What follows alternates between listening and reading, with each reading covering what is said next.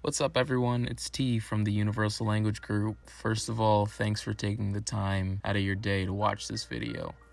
We're just starting up, so every view really does help with the spread of this message. In our first video, we make a lot of big statements about extraterrestrials and how they're here and have been for a long time. And although that is true, we first need to talk about why we as a society shut down ideas like these so easily instead of approaching things with an open mind. And after thinking about it for a while, the answer makes a lot of sense. We as humans have only experienced human things. I know that sounds pretty obvious, but what I mean by that, for example, would be you as an individual grew up with an idea of what life is, but as you got older, that perception changed completely. Or at least it did for me.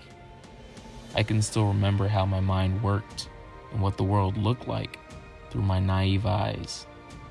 But I wouldn't call my young self stupid, just young and inexperienced, looking through a filter where everything was still new.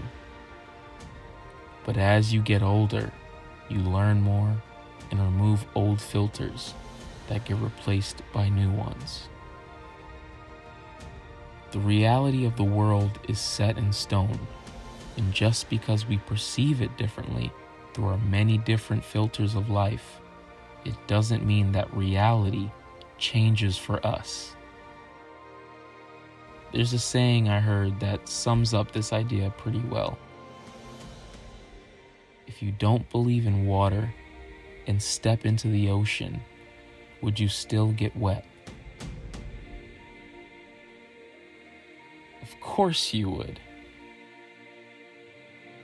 I bring all this up to say, on a much bigger scale, we as a species have our own childhood filters of what we think the universe is and how we fit into it.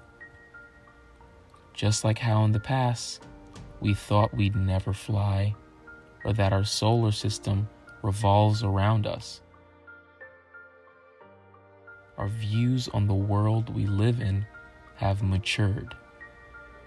And although we've come a long way, we're still infants in this vast universe. We have a lot of learnings to do still. We won't be able to get over the fact that ETs are here until we can open our minds up to the possibility that the universe is bigger and a lot crazier than we know. To us as humans, we have the mentality that if we can't or haven't done it yet, then nothing else out there possibly can. But to truly believe that, you must assume that we're the most advanced civilization in the universe, which, just based off of numbers, makes no sense. We've been around and intelligent for about 200,000 years, give or take a few thousand, and in space that equates to not even a blink of an eye. And since we know stars are created very frequently, as well as planets, who's to say that another civilization's planet didn't evolve intelligent life 100,000 years before us, or 200,000, or millions of years before us? In space, that's still no time. But on an evolutionary scale, it's insane. What would they be able to do? Imagine the different elements that they might have that we don't, and what those might do for them. It took me hearing this to finally sit down and rethink everything I know and look from the perspective of an outsider on how different life on another planet might be, or how strange our planet might appear to visitors. And from experiences I've had, a lot of them believe some of our mannerisms are just a little strange, but that's for another video.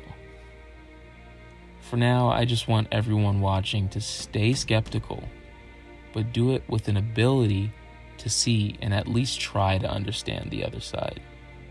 Because even if you don't agree with what's being said, you might get a new perspective on life that can help you out.